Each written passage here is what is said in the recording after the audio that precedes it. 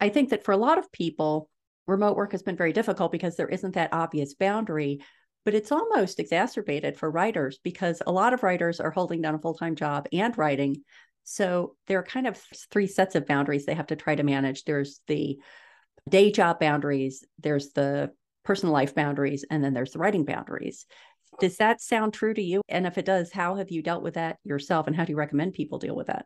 Yeah, absolutely. I think you're spot on, Maddie. I think that especially right now in the current times that we're in, people are juggling multiple realities and it's tough. It's not easy.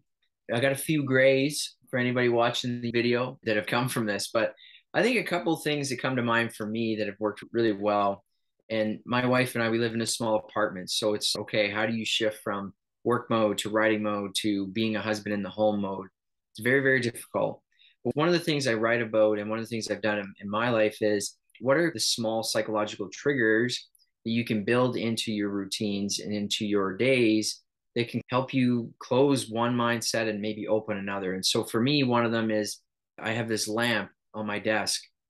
And at the end of the workday, as soon as the lamp clicks, it's like a psychological trigger for me to turn off from work mode and to go to where I'm going to go next. So whether that's cooking dinner, whether that's going for a walk, whether that is doing some writing or working on my business, I know that I've closed off one part of my day and I can start another.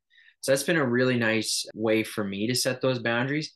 And it's funny because that can be anywhere. You could turn off the lamp in a hotel room, you could turn off a lamp at the office. So figuring out what that trigger is for you and replicating that in whatever environments you find yourself in, I think can be really helpful. It's been really helpful for me.